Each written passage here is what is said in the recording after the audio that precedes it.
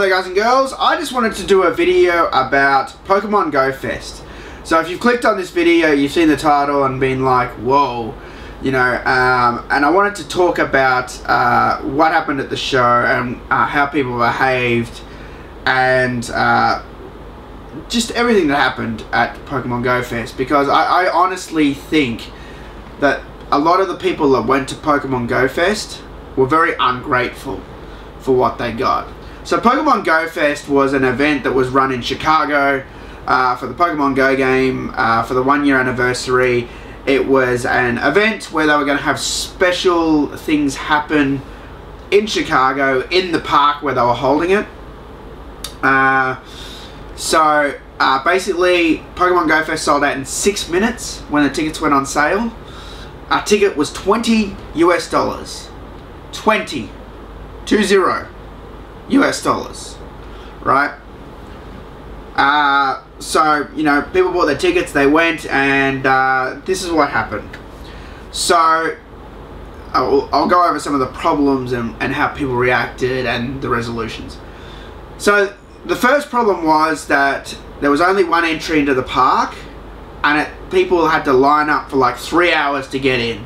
So, the first thing I'll say about that is, yes, that's shit.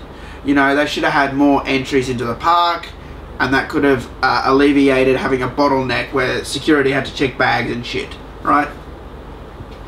So I'll acknowledge that. Yeah, that's shit. But that's not what people got really angry about.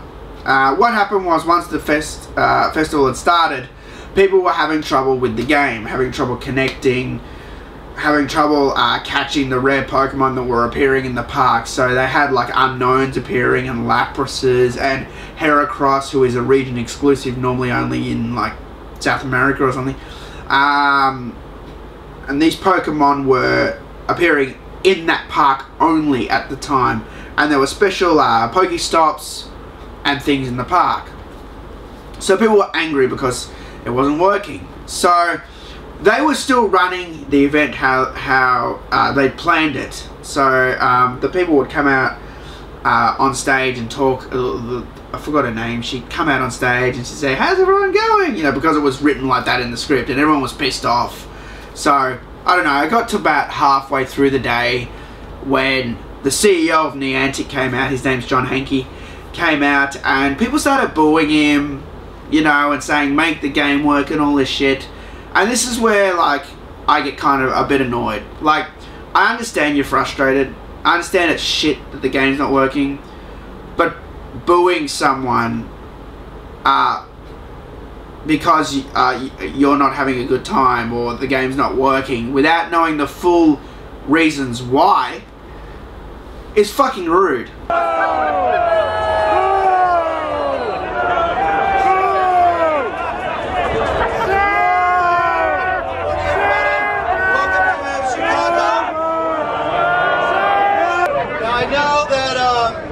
Some of you guys have had trouble getting logged on this morning. The whole thing! So I want to officially welcome you guys on behalf of Niantic and the Pokemon Company to our very first inaugural Pokemon Go Fest.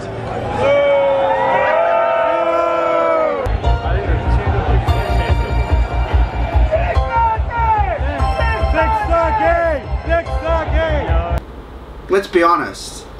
You don't know why it's not working, but you're just frustrated because it's not working for you, and you're blaming them because they're on the forefront of the event. You know, but there's a lot more things involved in making these events work that you probably hadn't considered. Now, there's a few videos out now as of me putting this up from Trainer Tips, Nick, Lachlan, the guy from Australia, another Pokemon Go YouTuber, Mystic7, and I don't think Reversal's put something up yet, but these are people that went to Pokemon Go Fest and they were sponsored by Niantic. They were flown out and given accommodation and shit. And they put up videos about it. Nick's one was pretty, I think his was first, and his was pretty on the money. In regards to like technical details. So the reason why they had trouble was obviously related to cell phones. And in America, they have a whole lot of different providers. We do here in Australia too, but not as many. But it seems like in America, you know, you got T-Mobile, you got your AT&T, you got your Verizon, you got Sprint, you got, I don't know, you got all this shit. And basically, everyone was having trouble. So, excuse me. So you might want to say, hey, that's Niantic's fault. They didn't plan it. You know, da da da da da. They should have planned it. They should have made it so, you know, everyone coming to the event. Well, they did actually fucking plan it, and that's what Nick said in his video, that they actually went and spoke to these providers. Niantic contacted all of the cellular network providers in Chicago ahead of time and told them, this is the traffic that we're expecting. This is worst case. This is what we need you to be prepared for. And all of the cell networks said, we can handle that. Niantic also asked all of the carriers for Cell on Wheels, which is sort of a portable cell tower that you can bring out to events to offer better service, more another tower for people's phones to connect to, so that there's not as much stress on the one permanent tower that people are trying to connect to. And of all the major network carriers, Sprint, who is partnered with Niantic, was the only network to actually send out Cell on Wheels. All the other networks thought that they would be fine, that they could handle the traffic, and that there wouldn't be an issue. And of course there was an issue. So I'm on T-Mobile. I really struggled to connect to the game. I lost a couple Pokemon from errors. I had really slow loading times, but it wasn't horrible. It wasn't entirely unplayable for me. I was able to, when I had time, actually open up the game and catch some Pokemon, spin Pokestops, collect gym badges. I even did a raid. But for some players on other cell networks, it was just completely unusable. Niantic spoke to them and that they assured them that they'd be able to handle all of traffic. Well, it turns out, no, that's not the case at all. Now, maybe Niantic should have been, I don't know how it works, but maybe they should have pushed and said, we don't care if you think you can handle it, we want more coverage. Or maybe they should have had a contingency plan, like a Wi-Fi backup service going. But what happens in events where they need emergency cell service is they bring in these, again from Nick's video, these portable towers called Cell on Wheels that they roll in and help support more devices. And the only person who would provide that on that day was Sprint, because they're a partner with Niantic. The others wouldn't do it. So it caused all these problems, right? So that's why everyone's angry. That's why everyone's booing. You know, and I can understand being frustrated. You paid your $20, you know, and things aren't working. And the reason I laugh is this. This is where it gets me. Yes, it sucks that you're having trouble connecting or crashing or getting into the game. But a lot of people were able to get in and play for a while, or they get kicked back out and stuff. Like I said, Niantic, the solution after about halfway is they extended the borders of the park. Remember I said everything only spawns in the park? They made it a bigger radius, like a 2-mile radius around the park, so it actually alleviated some of the cell phone traffic, you know, rather than leaving it in one fixated spot, which helped, of course, because then you got more cell towers around to support the load. But the thing is, like, I'll just say this. I would have loved to have been at Pokemon Go Fest. I really would. I think it's great that a mobile game like Pokemon Go, that they had a festival for it. I mean, there's been other games that have been popular like that have never had anything like that. You know, I think it's kind of cool that they actually did a festival. And it was fucking $20 to get in. 20 bucks! 20 bucks! Anyone can afford 20 bucks. So what did you get for your 20 bucks? Let's go over that. Let's go over what Pokemon Go Fest was offering to people who attended, right? So I play Pokemon Go all the time, so I'm a bit of an expert, right? $20. You got an actual patch saying, welcome to Pokemon Go Fest or something. An actual real, when I say real patch, not a thing from in the game, an actual patch. During the day that you'd catch Pokemon, and in the park you would get Heracross, who is normally only available in South America, which makes it worth going just for that. Because if you want a fucking regional exclusive Pokemon, take it from me. I have no Taurus, I have no Mr. Mime, I have no Farfetch'd. If I want those are in 3 different fucking countries, and it's going to cost me about $3 grand to get each one. So you're getting, and now Heracross. So they were getting Heracross. They were offering Unknowns were appearing in the park. Unknown is a super rare Pokemon. It's probably the only... I'm missing some like Gen 2 Pokemon, but I've got most Pokemon. I've got 3 Shinies, 2 that are still Magikarp, 1 I evolved up to a Gyarados.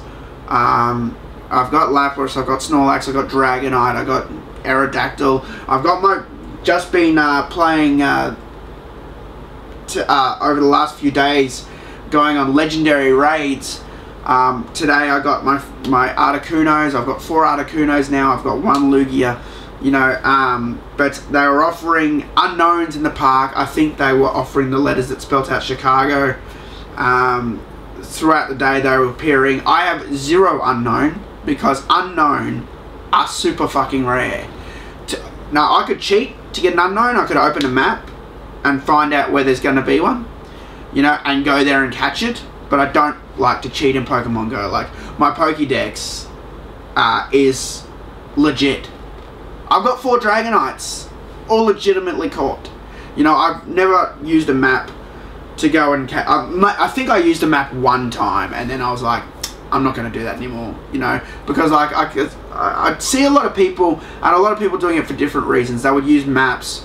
They would stockpile like Snorlax, or they'd stockpile Blissey, and then they just fucking control all the gyms. And I'm like, no, I'm not about that. I want my Pokédex to be like legit, right? So I refuse to use maps now. I don't use them.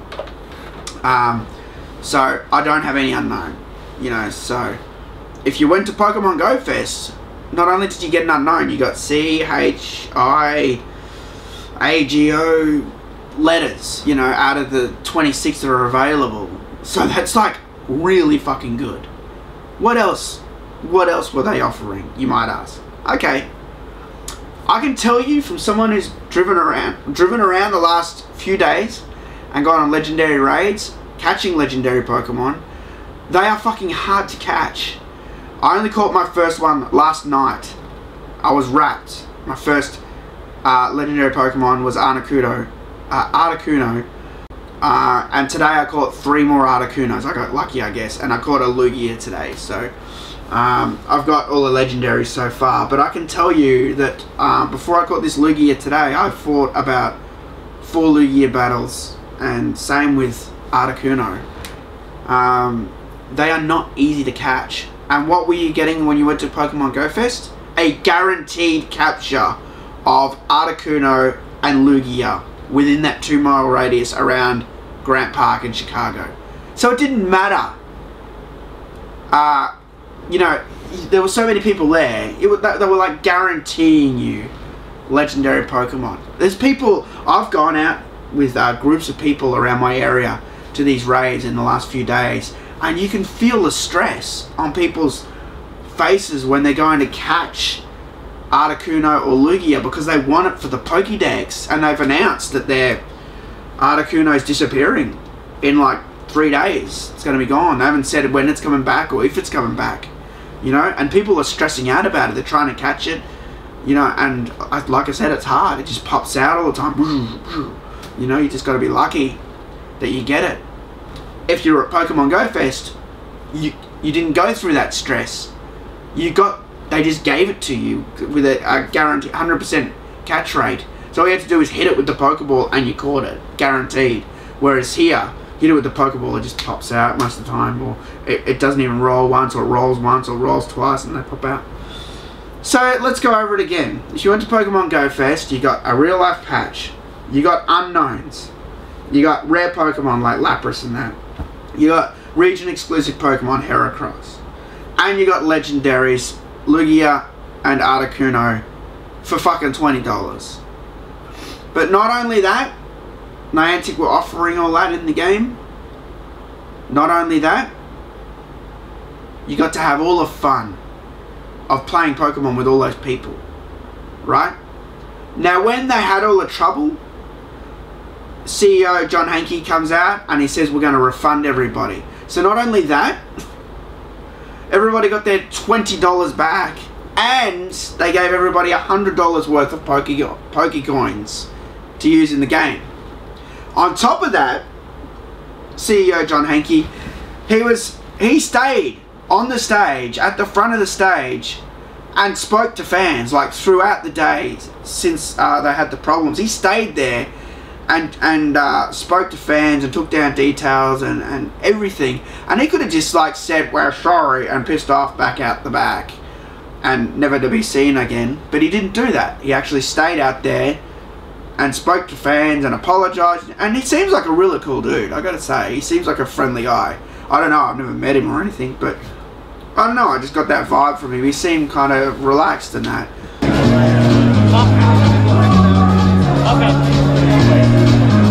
So that was Pokemon Go Fest.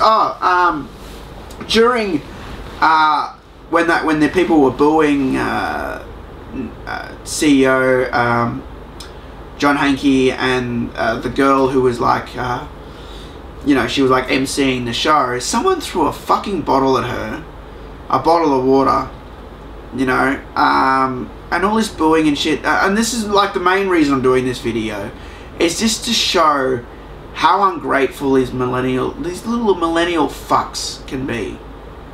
At one point on the stage, just after one of the fights when they were doing the challenge total, someone actually threw a bottle at the host, a bottle of water. It really wasn't necessary, and it definitely isn't the host's fault that you can't connect to the game, and I just think that was really, really sad to see someone, especially with all the family and kids around, to have that kind of thing happen is really, really upsetting. Really?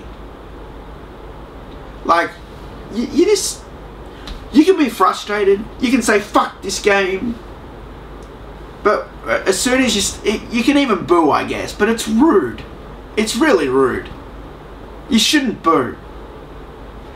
But throwing shit's like the worst thing you can fucking do. You know why?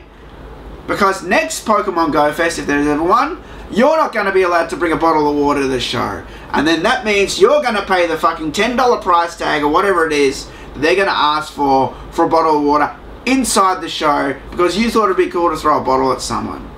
You're fucking yourselves over. You're fucking other people over too. You're not fucking them over. It's a job for them. They're paid. They come out, they talk, that's it. You know? You're hurting yourselves by doing this shit. You know? So, I just wanted to make a video because I just feel like these people who went to Pokemon Go Fest were so fucking ungrateful. For $20, you got so much shit.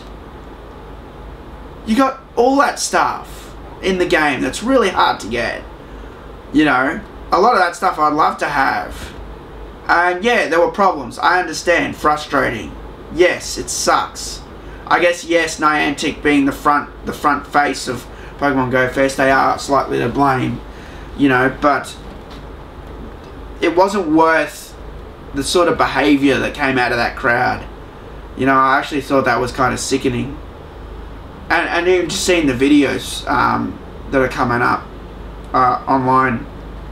It's funny because I mentioned trainer tips and reversal and you know, Mystic 7, and there were a lot of other Pokemon Go YouTubers. I mainly follow those three guys. How they were partnered with Niantic. They reached out to them and flew them out and got them to, like, you know, do segments of the show or host or segments here and there and do things, which is cool because they're very those three guys I watch are very honest Pokemon Go streamers and YouTubers. There's a lot of Pokemon Go, you know, fuckheads out there, like this FSU alt fuck.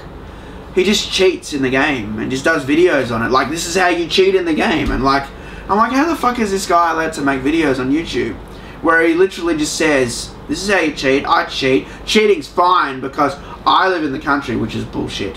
And like, I've actually seen him, I watched a video once of his where he said, I think the video was like, why I cheat in Pokemon Go, and I was interested in that. And he said, I never use it to take over gyms. I never do that. I never do that. But as soon as the legendaries came out, he spoofed straight into a gym because Nick and Reversal were there, and they actually showed it in the stream. They showed him spoofing into the gym. So people like him are just fucking liars. You know, you can't take anything they say seriously. They do it just for the money, you know, and yeah. People like him were not invited by Niantic to Pokemon Go Fest, which makes sense because they're cheating idiots, morons. And so these were the first people to put up videos about how Pokemon Go Fest was a disaster and this and that and this is terrible and this and that and blah blah blah blah blah. They were the first to like try and discredit Niantic because they weren't not invited by Niantic. They're just butthurt little cheating fucks, you know. So that's the way I see it. I saw footage of these Pokemon Go YouTubers running through the streets of Chicago to catch Pokemon, and big crowds with them and streets filling up with 100 people, and it's awesome. Everyone came out of the woodwork straight to these gyms. The streets were completely packed as if a Dragonite was on every corner. Wait, no, that's right. There was literally a Lugia on every corner. Lugia or an Articuno. And then, of course, extending that event to Monday. I mean, I've had some of the best days of playing Pokemon Go the last couple of days. Can say that without a lie. Some of the funnest content I've ever had. You know, I've had that kind of a buzz, but on a small scale here, going with legendaries. We have Facebook groups, and we're like, we're gonna go attack this legendary. Who's coming? Yeah, I'm coming. And then like 20 of us rock up. I remember there was like a park I went to somewhere, some little park, like, you know, I don't know, 20 minutes drive away, and we all rocked up there at like 8:30, like, and it's dark here at 8:30 now here, and there was like 20 of us in this little park there to take down an Articuno, you know. So it's been really fun, you know, and it's really social, and generally there's no negativity or bad vibes or anything. Everyone's pretty much in a good mood, and that's what's fun about Pokemon Go. I know a lot of you don't like when I talk about Pokemon Go, but I really like the game. I think it's not just about the game aspect of it. It's like the whole social connection with players, like speaking to other players, like what's your best Pokemon, or what's your best catch, or just being able to have a dialogue and talk with other players about their experience with Pokemon Go, because everyone has a different experience with it because they play in different areas. So some people, it's funny because one of the guys I've been raiding with over the last few days, he has like 5 Snorlaxes, and I'm like, where the fuck do you get them? Because I've only got 1 Snorlax, and it's like I hatch them all the time from eggs, and I'm like, that's funny. I've never hatched a Snorlax ever, you know. And I told him I've never ever hatched a Snorlax. He can't believe it. And it's just a matter of where he plays. He picks up eggs in biomes that have more Snorlax. And where I play, around here and the big parks around where I live, they don't have Snorlax as part of the biome for those parks. So, you know, you don't get it. So, it's just, it's a really fun game, you know, and it's been fun chasing them into legendaries and catching them. And Pokemon Go Fest looked like a lot of fun. I would have loved to have gone to that. It would have been really fun. But who knows, maybe I'll get to Chicago one day and yeah, have a good time. But yeah, thanks for watching this video. I know I haven't done videos for a while. I'm sorry about that. I've had this kind of cold, and I still got it a bit. And so I was streaming actually while I was kind of sick. I was doing some Injustice streams. I know a lot of you were like, I thought you didn't like Injustice. You said you weren't going to promote Injustice. Well, the Injustice videos I did had Sub-Zero in them, and that's a Mortal Kombat thing. And this channel's about Mortal Kombat, so I don't think you can get mad at me for that. So when I was streaming Injustice, I was only playing Sub-Zero. I think there was one time when I played a few other characters, but generally most of the time I was playing Sub-Zero and trying to unlock all his gear. So I was trying to showcase some of the cool costumes that you can unlock in Injustice 2 for Sub-Zero. Like there's a Mortal Kombat 1 costume and 2 and 3. I couldn't do it though. I was streaming for hours and hours and hours, 12 hours non-stop. But it's really hard to get epic gear unless you've got like a multiverse that's got it. And I only had like one time where I had a multiverse that had epic gear, and excuse me, and I didn't really unlock any of those costumes. I noticed there's people on YouTube that have videos where they've unlocked like all the Sub-Zero gear, and it's because they had like special abilities in their guild that gave them more epic gear or something. So